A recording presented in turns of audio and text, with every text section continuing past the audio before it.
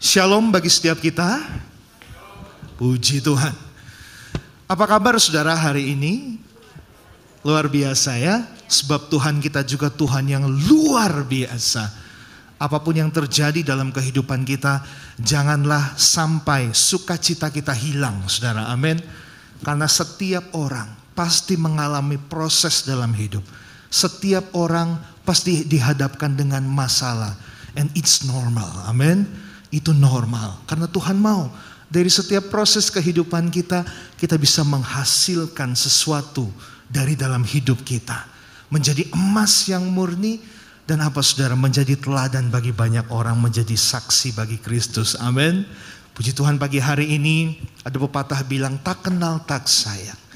Saya tentunya pengen disayang sama Bapak Ibu Saudara sekalian, supaya sering diundang ke sini ya. Bercanda ya. Nama saya Yusak Dani, Bapak Ibu, dan saya datang bersama dengan istri saya Stevi Valencia, tapi istri saya sedang mengajar di teens.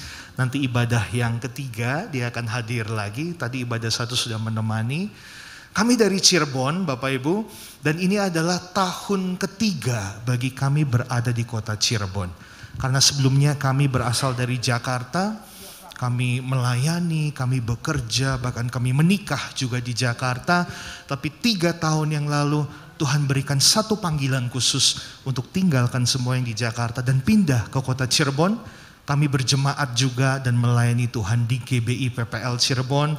Dan hari ini kami bersyukur kalau kami berada di keluarga PPL di Majesty di Bandung. Ini satu hal yang luar biasa. Amin. Tuhan baik. Berikan tepuk tangan buat dia. Haleluya. Kami berdua aktif untuk melayani saudara di GBI PPL Cirebon. Kami pegang youth, teens, dan juga saya juga pembina praise and worship di GBI PPL Cirebon. Juga kami melayani di media. Mungkin di antara Bapak Ibu ada yang tahu juga kami ada di YouTube. YouTube-nya Yusak dan Stevi. Kami punya program Saat Menyembah. Jadi menemani setiap umat Tuhan untuk memuji Tuhan, menyembah Tuhan dalam saat teduh. Jadi yang belum subscribe, please subscribe. Ini sedikit promo ya. Jadi kadangkala pada waktu kita melayani di beberapa gereja, udah selesai ibadah pasti ada yang samperin kami. Saya suka ikutin saat menyembah. Oh puji Tuhan. Apa yang kami lakukan ini memang Tuhan suruh kepada kami pada waktu kami pindah ke Cirebon. Memulai dari praise and worship Bapak Ibu. Menemani banyak anak-anak Tuhan yang saat itu sedang mengalami pandemik ya. COVID 2-3 tahun belakangnya. Dan akhirnya puji Tuhan hari ini kami ada di tempat ini untuk menyaksikan cinta kasih Tuhan. Dan juga sama-sama mau belajar firman Tuhan. Amin Bapak Ibu. Pada hari ini saya akan bawakan tentang hari-hari terakhir. Nah Bapak Ibu, sadarkah bahwa di hari-hari yang sedang kita hidupi saat ini sebenarnya adalah hari-hari terakhir kita. Orang bilang sebentar lagi dunia akan mengalami kiamat katanya ya. Doomsday orang dunia bilang. Tapi kita bilang ini adalah hari-hari terakhir sebelum Tuhan menjemput saya dan saudara. Amin. Dan pastikan kehidupan kita berkenan di hadapan Tuhan supaya kita layak Bapak Ibu. Dan waktu Tuhan datang ke dunia ini menjemput kita, ditemuinya kita masih tetap setia dan memiliki iman kepada Tuhan. Sama dengan gereja kita, namanya keren banget. Waktu kami masuk ke PPL, singkatan dari People Prepare for the Lord. Artinya adalah apa? Orang-orang yang dipersiapkan bagi Tuhan. Supaya pada waktu Tuhan datang lagi, 2 kali saudara ke dalam dunia ini, yang kedua dia mendapati kita umat-umat yang layak di hadapan Tuhan untuk bersanding dengan dia. Saudara rindu hal itu terjadi? Amin. Amin. Namun kita perlu lihat hari-hari terakhir ini, saya katakan cukup mengerikan Bapak Ibu. Ini adalah keadaan yang akan kita alami dan mungkin saat ini sudah setiap kita alami. 2 Timotius 3 dimulai dari ayat yang 1 sampai ke 7. Ini adalah surat terakhir dari Paulus Bapak Ibu. Dan pada saat itu waktu ia menulis surat ini, ia sedang berada di dalam tahanan negara di Roma. Dan pada masa itu saudara, kalau kita pelajari tentang historia, sejarah, Kaisar Nero sedang berusaha untuk menghentikan kekristenan di Roma dengan penganiayaan yang bengis. Jadi banyak pengikut-pengikut Kristus saat itu mereka disiksa sedemikian rupa dengan tujuan supaya kekristenan itu dihambat. Tetapi saudara, yang luar biasanya, Tuhan kita Tuhan yang hidup, kekristenan semakin dihambat, ia semakin merambat. Amin. Buktinya saat ini saya dan saudara ada mengikuti ajaran Kristus karena kita tahu ini ajaran yang paling the best dalam hidup ini, dan kita tahu Tuhan Yesus yang kita sembah adalah satu-satunya Tuhan yang benar. Amin. Ayat 1 berkata demikian. Ketahuilah bahwa pada hari-hari terakhir akan datang masa yang sukar. Manusia akan mencintai dirinya sendiri dan menjadi hamba uang. Mereka akan membual dan menyombongkan diri. Mereka akan menjadi pemfitnah dikatakan. Mereka akan berontak terhadap orang tua dan tidak tahu berterima kasih. Tidak mempedulikan agama. Sebagai hamba Tuhan Bapak Ibu, saya harus beritahu kepada setiap kita dan mengingatkan kepada setiap kita bahwa dunia yang saat ini sedang kita tinggali semakin kesini akan semakin sulit. Semakin kesini akan semakin sukar. Semakin kesini dunia akan menuju kepada kehancuran. Siapa yang tidak mau dunia ini menjadi lebih baik? Betul? Enggak salah kita berdoa, Tuhan, kalau bisa dunia ini menjadi lebih baik ke depannya Tuhan. Apalagi saya mungkin ada anak-anak muda, saya belum menikah. Saya ingin merasakan pernikahan. Janganlah dunia ini berakhir dulu Tuhan ya. Atau mungkin saya ingin melihat anak-anak saya punya cucu. Atau mungkin ya, saya ingin memiliki karir yang lebih baik Tuhan. Atau mungkin saya belum punya rumah. Saya rindu punya rumah.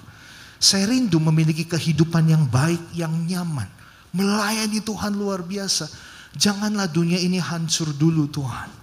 Tapi saudara, kalau saudara memperhatikan betul-betul isi daripada Alkitab, dunia mau tidak mau, suka tidak suka, kita sedang menuju kepada kehancuran.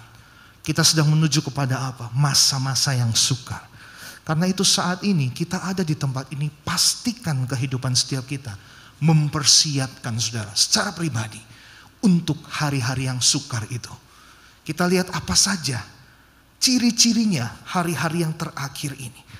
Dalam ayat yang kedua, manusia akan mencintai dirinya sendiri dan menjadi hamba uang. Saudara sadarkah bahwa kesukaran, kesulitan yang kita alami di dalam negara kita, di dalam dunia secara global, itu sebenarnya bukan kesalahan daripada Tuhan.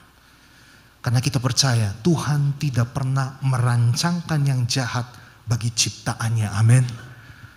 Tetapi kesukaran demi kesukaran terjadi, kesulitan demi kesulitan terjadi, itu adalah akibat daripada kesalahan dari manusia itu sendiri.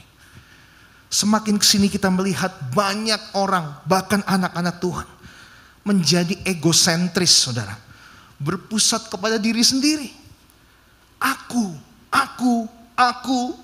dan aku. Sudah mulai jarang memikirkan orang lain. Bahkan kadangkala kami temui saudara beberapa anak Tuhan yang melayani Tuhan dengan luar biasa. Pekerjaannya juga berhasil. Tapi pada waktu pulang ke rumah bersama dengan pasangannya, mungkin sudah tidak terlalu banyak bicara. Karena apa? Yang dipikirkan adalah tentang dirinya sendiri. Tidak lagi mikirin pasangannya. Tidak lagi begitu memikirkan orang tuanya. Tidak lagi begitu ngurusin anak-anaknya. Udah anak-anak udah ada pembantu kan. Urusin aja, saya udah bayar kamu. Tolong urusin anak saya, yang penting dia bisa makan. Segala keperluannya dicukupi. Saya sibuk bekerja. Pergi pagi, pulang malam. Bahkan conversation pun sama anak mungkin kita jarang. Jadi jangan heran kalau anak-anak kita ada yang ngelawan. Anak-anak kita nggak pernah dengar kata-kata kita. Anak-anak kita menjadi orang yang mungkin kurang berhasil. Itu bukan salah orang lain. Bukan salah Tuhan. Tapi koreksi kita sebagai orang tua. Apakah kita sudah menjadi orang tua yang baik? Atau jangan sampai menggenapi firman Tuhan ini Bapak Ibu. Kita adalah orang-orang yang ego. Kita adalah orang-orang yang memikirkan diri sendiri. Berpusat kepada diri sendiri. Bahkan makin ngerinya ini saudara. Dan menjadi hamba uang. Firman Tuhan berkata, akar daripada segala kejahatan adalah cinta akan uang. Kita lihat ya, kasus yang sedang bergulir saat ini. Saya tidak sebut nama, tidak sebut merek, pasti kita tahu. Sampai saat ini mau masuk kepada persidangan Bapak Ibu. Anak Tuhan, luar biasa loh. Ini sangat mengagetkan karena dari awal kami mengikuti kasusnya. Dan ternyata firman Tuhan ini digenapi. Cinta akan uang, menjadi hamba uang, ini akan membuat seseorang tidak lagi dapat mengendalikan kehidupannya. Lama-lama, kalau kita menjadikan uang ini tuan dalam hidup kita, apa-apa uang, apa-apa uang, apa-apa uang. Kalau nggak ada uang kita nggak bisa makan. Kalau nggak ada uang kita nggak bisa melakukan banyak hal. Jadi uang itu penting. Memang penting. Tapi ada hal yang lebih terpenting dalam hidup ini dibanding uang. Yaitu Tuhan. Lalu ada yang bilang, dikit-dikit Tuhan. Dikit-dikit bawa Tuhan. Tuhan kok sedikit-sedikit. Kita nggak bisa Bapak Ibu hidup dalam dunia ini tanpa melibatkan Tuhan. Amin. Satu hari saja kita bisa hidup saat ini datang di gereja, memuji Tuhan, menyembah Tuhan, bernafas dengan bebas tanpa menggunakan ventilator. Saya mau katakan itu anugerah dari Tuhan. Ada banyak orang dia tidak memiliki kesempatan untuk hidup lebih lama dalam dunia ini karena kuotanya habis. Sama seperti internet kita. Setiap handphone kita pasti semua punya internet. Ada yang pakai wifi juga ya. Begitu kuota internet kita habis, kita nggak bisa lakukan apa-apa. Kita nggak bisa komunikasi. Kita nggak bisa lihat sosial media. Pokoknya benar-benar mati aja. We do nothing. Kita nggak bisa lakukan apa-apa. Nah saudara, kalau kita ada hidup, jangan hidup untuk diri sendiri. Tuhan belum selesai dengan kehidupanmu pada waktu engkau diberikan satu hari lagi untuk hidup di dalam dunia ini. So pastikan, give the best. Amin. Bukan hanya buat Tuhan, tapi give the best buat orang yang ada di sekeliling kita. Perhatikan mereka, bantu mereka. Seperti yang firman Tuhan katakan bahwa jangan hidup hanya bagi diri sendiri. Tapi juga apa? Perlakukan orang lain sesama seperti engkau memperlakukan dirimu. It means apa Bapak Ibu? Di sini saya tadi sebelum naik dikasih aqua. Kalau saya biasa minum yang merek aqua atau yang ada manis-manisnya, wah ini sekalian iklan ya di YouTube soalnya. Kalau kita kasih ke orang lain pun harus merek yang sama. Artinya apa? Standarnya sama. Jangan sampai kita biasa minum yang merek aqua, lalu pada waktu ada orang lain juga yang kehausan mereka mau minum. Udahlah, nggak usah yang merek aqua, kemahalan. Merek lain aja. Kalau nggak dimasakin air aja dari keran, yang penting bisa minum kan? Itu namanya kita belum memberikan sesuatu kepada orang lain yang sama levelnya. Yang sesuai dengan firman Tuhan katakan bahwa kasihilah sesamamu manusia seperti engkau mengasihi dirimu sendiri. Jadi kalau buat kita berani mengeluarkan uang 50.000 ini misalnya. Buat orang lain pun harus sama, kalau bisa lebih. Nah itu baru apa masuk kategori mengasihi sesama kita sama seperti mengasihi diri kita. Nah saudara, ayat yang ketiga. Hari-hari terakhir akan ada banyak orang apa? Tidak tahu mengasihi. Ini ngeri Bapak Ibu. Tidak mau berdamai. Suka menjelekkan orang. Tidak dapat mengekang diri. Garang. Tidak suka yang baik. suka mengkhianat, tidak berpikir panjang, berlagak tahu, lebih menuruti hawa nafsu daripada menuruti Allah. Ini menggambarkan tentang apa? Bahwa di hari-hari terakhir jangan heran kalau kasih itu menjadi dingin. Kalau kasih itu menjadi hal yang langka kita temukan di tengah-tengah manusia. Kita harus sadar Bapak Ibu, kita ada dalam hidup ini dipulihkan, diberkati, bahkan bisa melayani Tuhan. Bahkan kita bisa menyebut Dia, ya Aba, ya Bapa. Saya katakan itu semua karena kasih Tuhan. Amin. Karena itu ciri khas daripada pengikut Kristus, atau disebut orang Kristen, wajib hukumnya. Dia harus juga punya yang namanya kasih. Katakan kasih. Kasih. Jadi saudara gak perlu mungkin bersaksi kepada orang lain seperti saya, pakai firman, khotbah gitu ya, di atas mimbar mungkin ya, saudara-saudara gitu, gak perlu. Tapi cukup lakukan dalam kehidupan sehari-harimu, waktu engkau bersinggungan dengan orang lain. Yang paling pertama adalah circle-mu yang terdekat. Siapa? Istrimu, suamimu, anak-anakmu, keluargamu, teman-temanmu, sahabatmu, bosmu, karyawanmu, bahkan mungkin asisten rumah tanggamu. Apakah kita sudah benar-benar bisa mengasihi mereka? Tanpa kita ngomong tentang ketuhanan, Bapak Ibu, cukup dengan kita berlaku, memperlakukan orang lain penuh dengan kasih. Saya mau katakan, saat itu juga sesungguhnya kita sedang bersaksi tentang Tuhan. Karena Tuhan kita adalah Tuhan yang penuh dengan kasih. Sudah seharusnya sebagai anak-anak Tuhan, kita juga penuh dengan yang namanya kasih. Kenapa kita harus mengasihi? Selain karena kita mengasihi Tuhan dan mau melakukan perintahnya. Yang ketiga Bapak Ibu, kalau kita tidak belajar untuk terus mengasihi, lama-kelamaan hati nurani kita akan mati.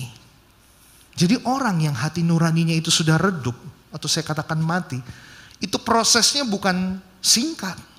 Bukan sekali, dua kali, mungkin dia melakukan kesalahan, dia melakukan dosa, atau dia memperlakukan orang lain tidak sesuai dengan kebenaran firman Tuhan, maka hati nuraninya mati. Tidak. Tapi itu by proses. Sekali, dua kali, tiga kali, puluhan kali, ratusan kali mungkin ya. Lama-lama diulang, hati nuraninya menjadi padam.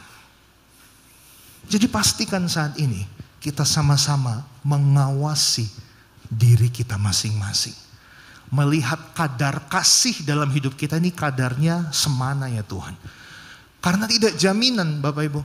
Kita sering ke gereja, kita rajin mungkin melayani Tuhan. Semua ibadah kita datangin mungkin ya. Doa pagi kita ikut. Ibadah umum kita ikut. Pertemuan pengarja mungkin kita ikut. MK, wah kita ikut berjilid-jilid Pak mungkin. Saya angkatan pertama, saya ikut juga angkatan kedua, ketiga, keempat, kelima. Udah banyak banget ya. Tapi kalau hidup kita tidak pernah mempraktekkan apa yang pernah kita dapat lewat firman Tuhan. Sesungguhnya di hadapan Tuhan, saudara saya mau katakan, kita masih nol besar. Ini ayat yang kelima ngeri banget. Secara lahiriah mereka menjalankan ibadah mereka dikatakan. Tetapi pada hakikatnya mereka memungkiri kekuatannya. Pesannya apa? Jauhilah mereka itu. Saudara, di dalam bahasa aslinya menjalankan ibadah itu yaitu disebut dengan godliness atau ketakwaan. Kesalehan. Nah biasanya kita melabelkan seseorang, orang itu takwa, orang itu saleh, itu dari apa? Seberapa banyak dia rajin atau datang ke gereja, betul? Waktu lagi praise and worship mungkin sungguh-sungguh enggak gitu dia nyanyinya, tepuk tangannya gitu. Pada waktu lagi khotbah juga amin. Atau suka share tentang ayat setiap hari gitu. Di WhatsApp, kata-katanya penuh dengan firman Tuhan gitu ya. Wah, benar-benar manis sekali, kelihatannya saleh, kelihatannya takwa. Tetapi ayat yang kelima ini mengingatkan kita secara lahiriah ya mereka itu menjalankan ibadah, tetapi pada hakikatnya memungkiri kekuatannya. Jadi yang saya mau katakan adalah rajin ke gereja, rajin melayani, bahkan rajin berdoa itu tidak menjamin kita benar-benar melakukan kehendak Tuhan dalam hidup kita. Kalau kita mau masuk dalam kategori orang-orang yang melakukan kehendak Tuhan, itu benar-benar saudara, kita menjadikan Tuhan itu sumber dari segalanya. Membiarkan Tuhan itu berdaulat atas hidup kita. Ada kata berdaulat berarti ada perintah yang harus kita jalankan. Tuhan bersabda, Tuhan memerintah. Misalnya ada orang yang menyakiti dalam hidup kita lewat perkataan atau memfitnah kita. Firman Tuhan berkata, ampunilah mereka. Mampukah kita untuk mengampuni mereka, Bapak Ibu? Atau jangan sampai keluar kata-kata begini. Kalau dia bisa melakukan yang baik, saya bisa lebih lagi melakukan yang baik. Tapi kalau dia menyakiti saya bisa lebih jahat, lebih bisa menyakiti lagi dia. Waduh. Itu adalah kata-kata bukan anak Tuhan, Bapak Ibu.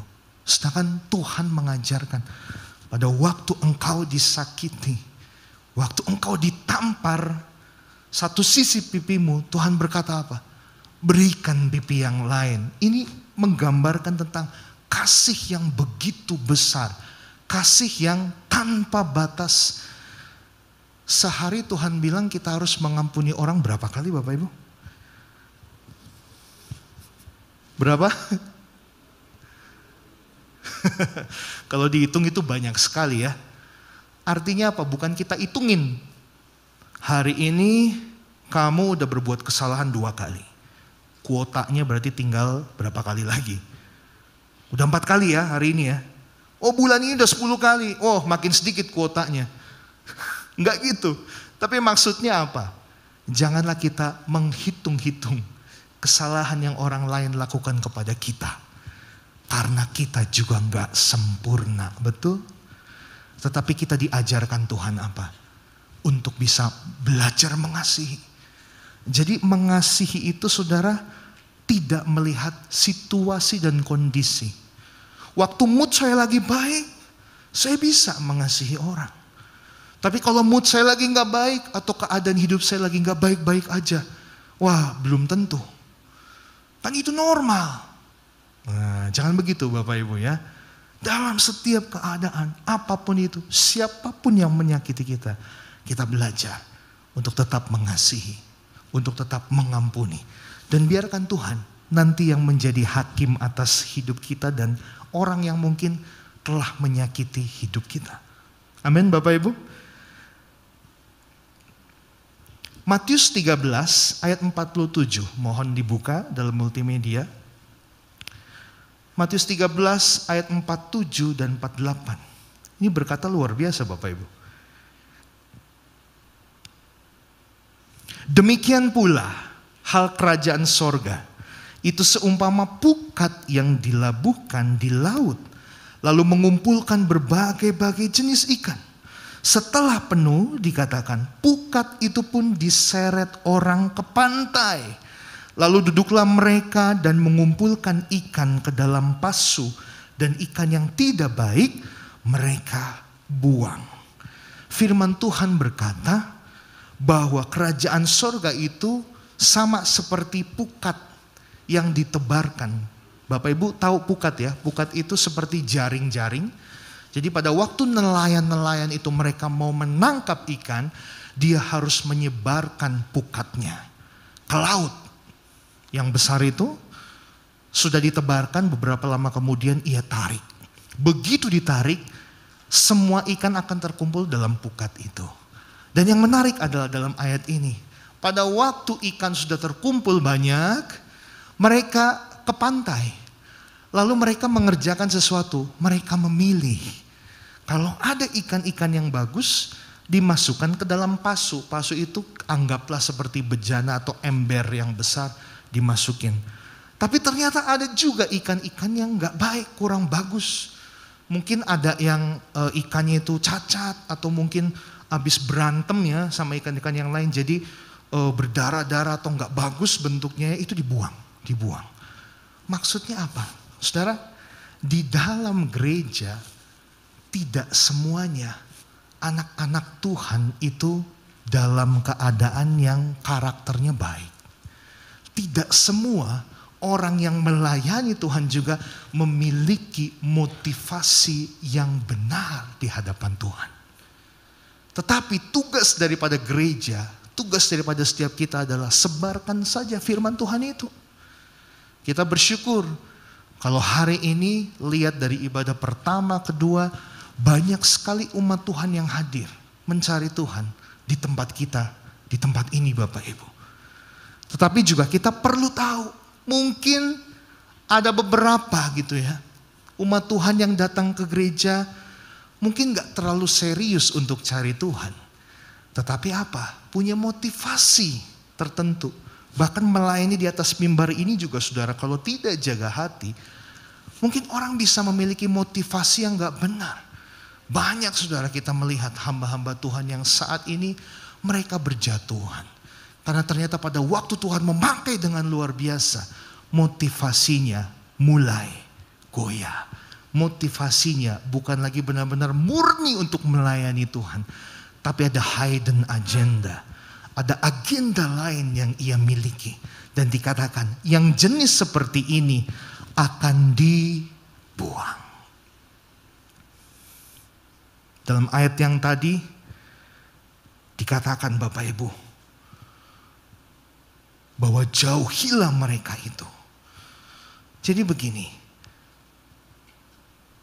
kadang orang-orang yang berada di dalam gereja, yang katanya disebut sebagai orang yang saleh, yang takwa, pada waktu ia menjalani kehidupan sehari-hari, sebenarnya gak takwa-takwa banget, gak saleh-saleh banget. Malah kadangkala Bapak Ibu ya, ada banyak orang-orang yang pikirannya gak baik, pikirannya jahat, itu justru punya label anak Tuhan. Kita tahu ya, dengan kasus yang sedang bergulir ini, dia anak Tuhan loh Bapak Ibu. Saya pribadi pun kaget. Ternyata bisa ya, anak Tuhan melakukan hal yang jelas-jelas itu sangat, waduh, orang kalau dengar tahu ya, ngeri banget. Kok bisa ya kepikiran gitu, untuk bisa jahatin orang lain demi kepentingannya sendiri. Nah ternyata ini adalah salah satu ciri hari-hari terakhir. Jadi jangan heran kalau nanti Bapak Ibu akan mendengar banyak kabar-kabar di TV, di berita, bahkan di sosial media, atau mungkin saudara diizinkan Tuhan mengalami bertemu langsung dengan orang-orang seperti itu. Jangan heran dan jangan undur dari Tuhan, karena itu adalah satu-satunya, salah satu ciri menggenapi hari-hari terakhir. Akan ada banyak orang yang sungguh-sungguh, benar-benar sungguh-sungguh cari Tuhan. Hidupnya berubah, diubahkan.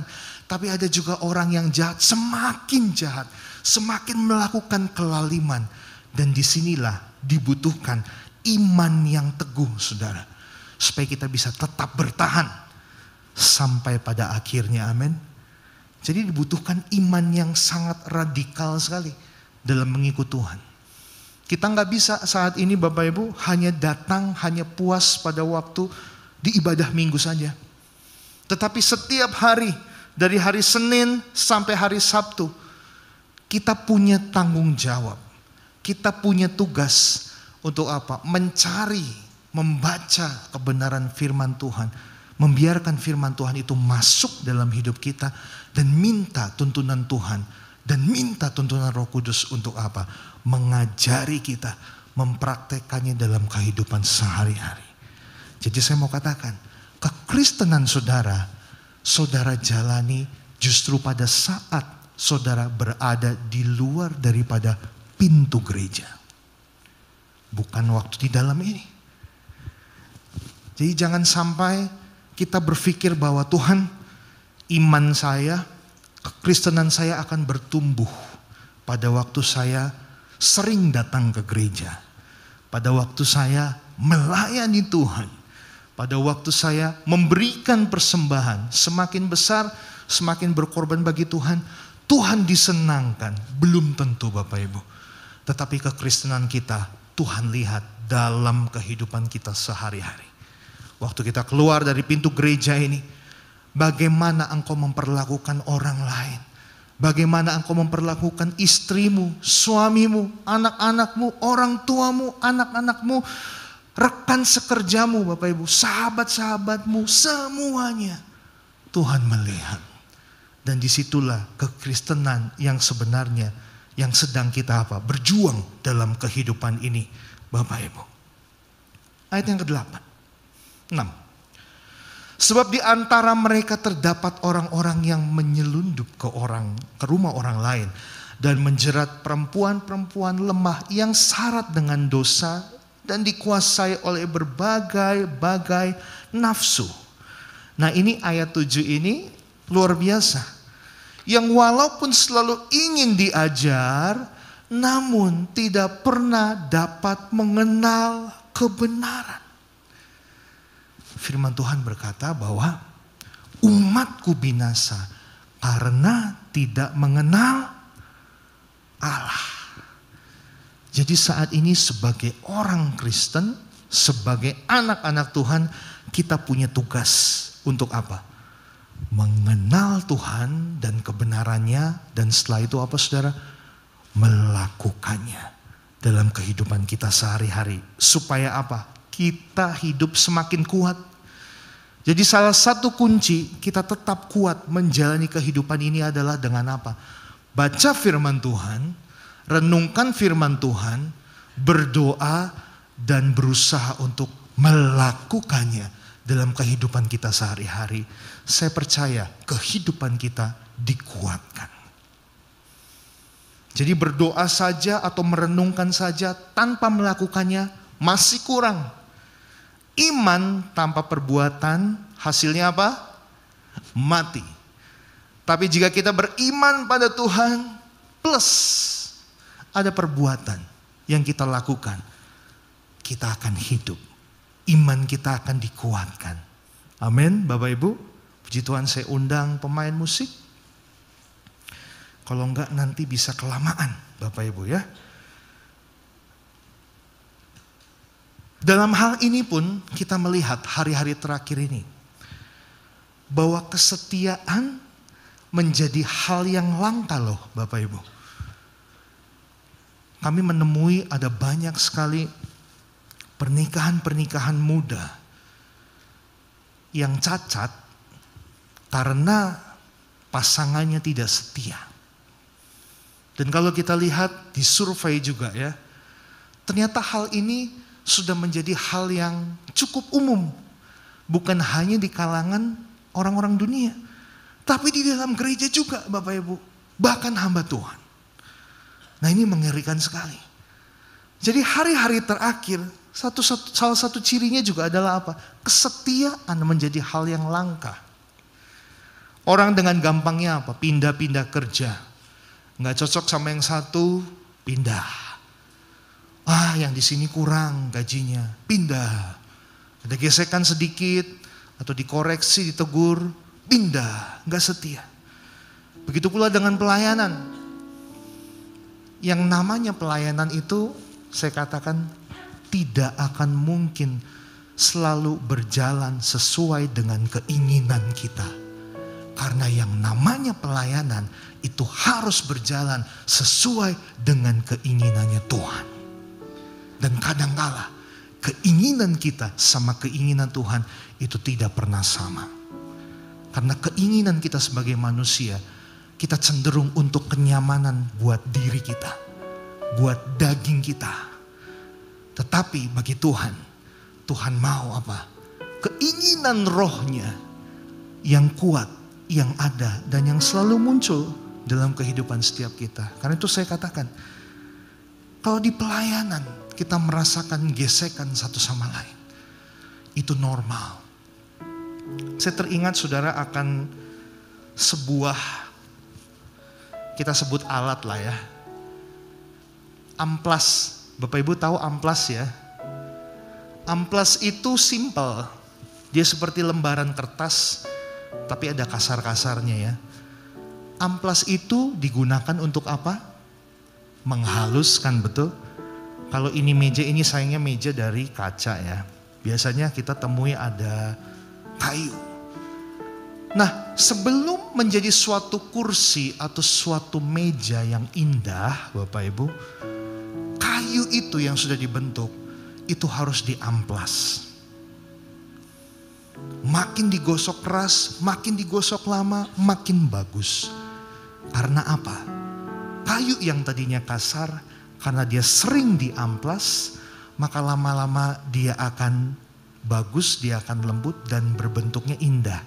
Sehingga pada waktu dijual di toko mebel, harganya jadi naik tinggi. Karena sudah amplas. Apakah di amplas itu enak? Enggak ya, sakit ya. Dan setelah meja atau kursi itu yang di amplas itu saudara, sudah ditaruh di etalase, dibeli sama orang, sama kita untuk di rumah kita dengan harga yang tinggi. Apakah amplas yang sudah dipakai itu dia juga dijual di toko mebel? Bekasnya ya?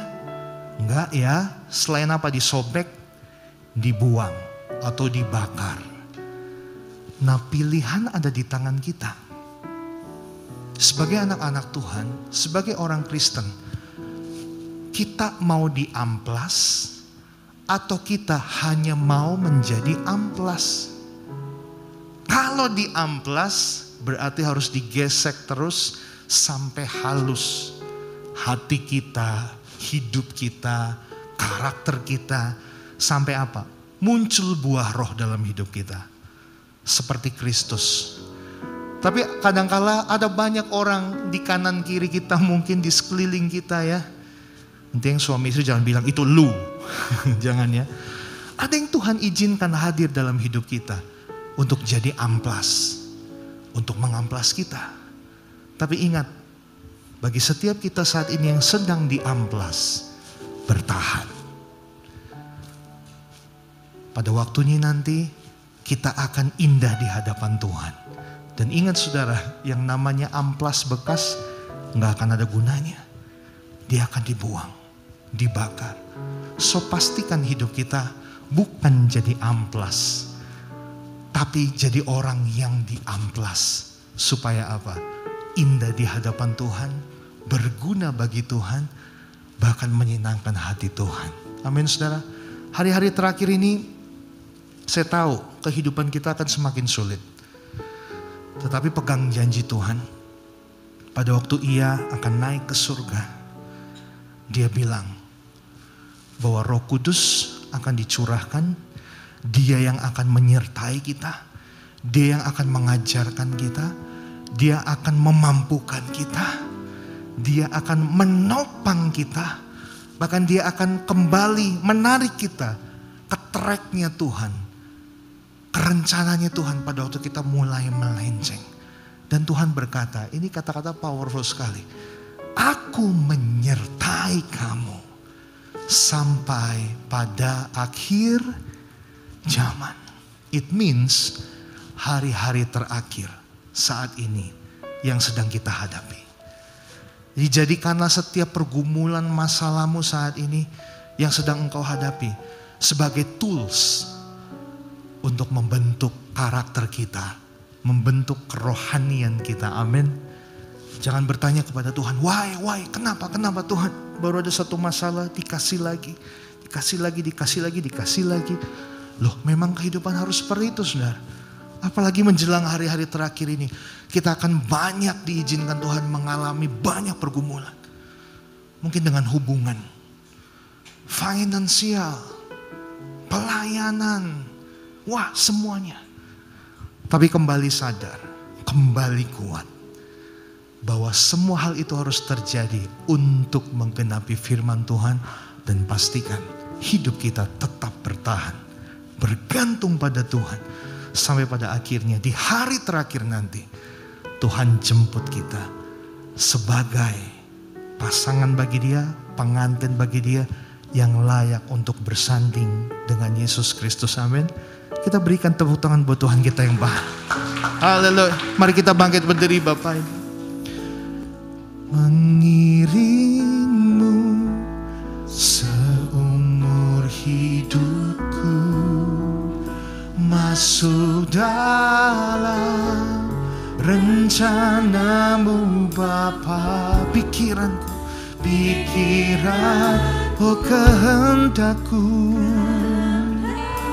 kami mau serahkan kepadamu Tuhan. Ku serahkan padamu harapanku, hanya di dalam-Mu. Ku kan teguh bersama-Mu Tuhan. Jadikan bejana-Mu,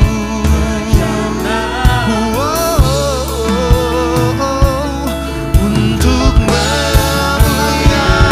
mengiring-Mu Tuhan. Katakan, mengiring-Mu seumur hidup. Masuk dalam rencana-Mu Bapa. Pikiran dan kehendak kami, kehendakku, ku serahkan padamu. Oh harapanku,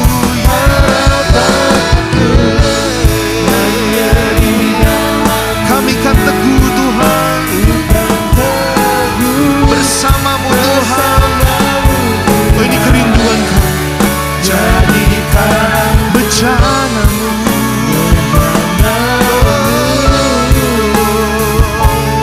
untuk memuliakan.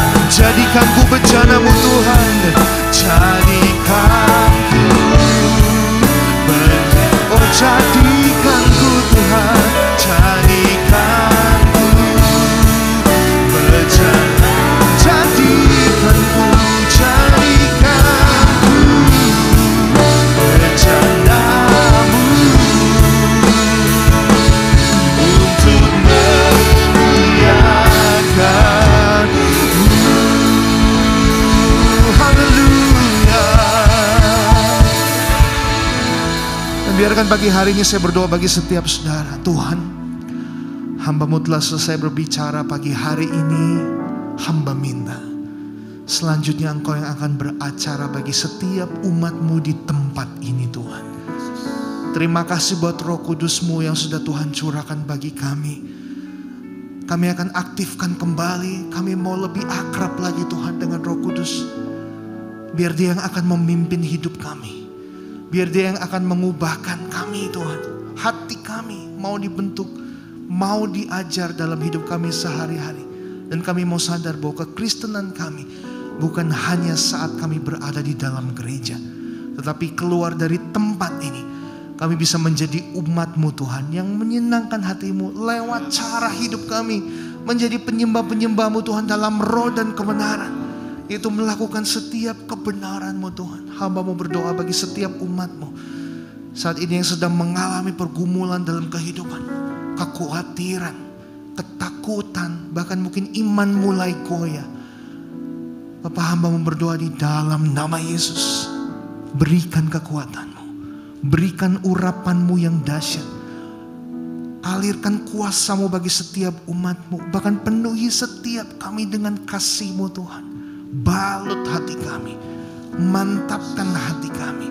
Biar kami bisa menjadi anak-anak Tuhan yang radikal dalam hidup ini. Bisa mengarungi kehidupan setiap badai hidup bersama dengan Tuhan. Karena kami tahu bersama dengan Engkau kami mampu Tuhan. Dan kami percaya perlindungan-Mu, penyertaan-Mu, berkat-Mu tidak pernah putus dalam hidup kami. Kami akan menjadi orang-orang yang dibedakan dari orang-orang dunia. Dan kami akan menjadi kepala bukan ekor Tuhan. Tapi menjadi orang-orang yang paling pertama dalam melakukan kebenaran. Terima kasih Tuhan buat hari ini, kami sungguh bersyukur. Pimpin kami, tolong kami. Mari kita akan siapkan hati kita berdoa syafaat saudara.